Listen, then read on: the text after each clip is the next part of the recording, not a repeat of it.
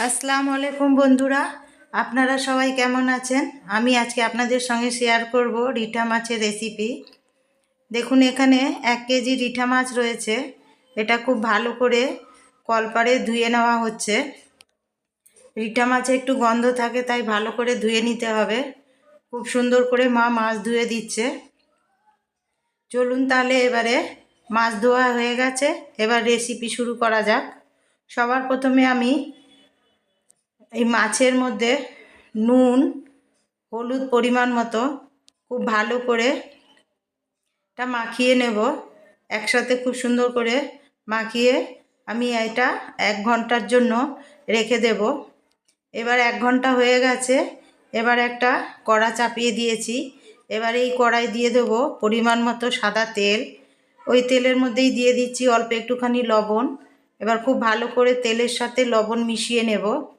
এবার ওই তেল গরম হয়ে গেছে। এবার ওই তেলের মধ্যে রিঠা মাছগুলো খুব সুন্দর করে লাল লাল করে কড়া করে ভেজে নেব। এই মাছ একটু কড়া করে ভাজতে হবে। এবার ওলট পালট করে সব মাছগুলো ভাজতে মোটামুটি 6 থেকে 7 মিনিট সময় লাগবে। দেখুন কত সুন্দর করে মাছ ভাজা হচ্ছে। এই মাছের রেসিপি আপনারা গরম ভাতের সাথে দারুণ জমে যাবে খেতে, খুবই সুস্বাদু একটা রেসিপি। এবার আমি এই মাছগুলো ভাজা হয়ে গেছে। এবার আমি সব মাছ তুলে নেব, আর বাকি মাছগুলো ঠিক আমি একইভাবে ভেজে নেব। দেখুন সব মাছ আমার ভাজা হয়ে গেছে। এবার যে কড়া রয়েছে তেল, কড়ায় ওই তেলের মধ্যেই আমি একটা বড় সাইজের পেঁয়াজ দিয়ে দেব। এই পেঁয়াজ খুব ভালো করে লাল করে ভেজে নিতে হবে। এবার এই পেঁয়াজ ভাজার সময় আমি পেঁয়াজে দিয়ে দেব অল্প একটুখানি লবণ, যাতে পেঁয়াজ তাড়াতাড়ি নরম হয়ে যায়। পেঁয়াজ যত ভালো করে লাল করে ভাজা হবে, মাছের কালার কিন্তু খুব সুন্দর হবে। এবার ওই ভাজা পেঁয়াজের মধ্যে আমি দিয়ে দিচ্ছি অল্প একটুখানি জল, যাতে পেঁয়াজ পুড়ে না যায়। দিয়ে দিলাম আদা রসুন বাটা 1 চামচ, হাফ চামচ দিয়ে দিলাম কাঁচা লঙ্কা বাটা, হলুদ গুঁড়ো হাফ চামচ, জিরে ধনে গুঁড়ো 1 চামচ করে। এবার পরিমাণ মতো ঝাল লঙ্কার গুঁড়ো দিয়ে দিলাম, কারণ এটাতে কাঁচা লঙ্কাও রয়েছে। এবার এইগুলো দিয়ে খুব ভালো করে এটা কষিয়ে নেব তেল ছাড়া অবধি। এবার দিয়ে দিচ্ছি একটা ছোট সাইজের টমেটো কুচি, দিয়ে এটা খুব ভালো করে কষিয়ে নিতে হবে।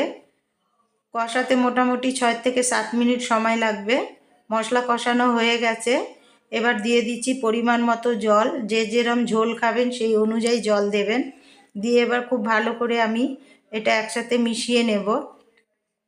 মেশানো হয়ে গেলে এবার এর মধ্যেই আমি দিয়ে দিচ্ছি সেদ্ধ করা আলু। এখানে আলু আমি প্রায় 80% সেদ্ধ করে রেখেছিলাম। এবার এই সেদ্ধ আলু দিয়ে দিচ্ছি। দিয়ে এবার এর মধ্যেই আমি দিয়ে দেব যে মাছ ভেজে রেখেছিলাম, ওই ভাজা মাছ দিয়ে দেব। আলুগুলো দিয়ে খুব ভালো করে একসাথে মিশিয়ে নিলাম। মেশানোর পরে এবার এর মধ্যেই দিয়ে দিচ্ছি ভাজা মাছ। দিয়ে এটা আমি আরও ভালো করে একসাথে মিশিয়ে নেব। বন্ধুরা, আমার রেসিপি যদি আপনাদের ভালো লাগে তাহলে প্লিজ আমাকে সাপোর্ট করবেন, আমার পাশে থাকবেন। দেখুন ফুটে উঠেছে। এবার এটা 5 মিনিটের জন্য আমি ঢেকে রাখবো। 5 মিনিট পরে এটা আমি খুলে এর মধ্যে ওপর থেকে দিয়ে দেব 1 চামচ গরম মশলার গুঁড়ো। বাড়িতে অবশ্যই আপনারা একবার ট্রাই করবেন, করে আমাকে কমেন্ট করে জানাবেন কেমন হয়েছে। আমার রেসিপি ভালো লাগলে প্লিজ আমার পাশে থাকবেন। দেখা হচ্ছে পরের ভিডিওতে।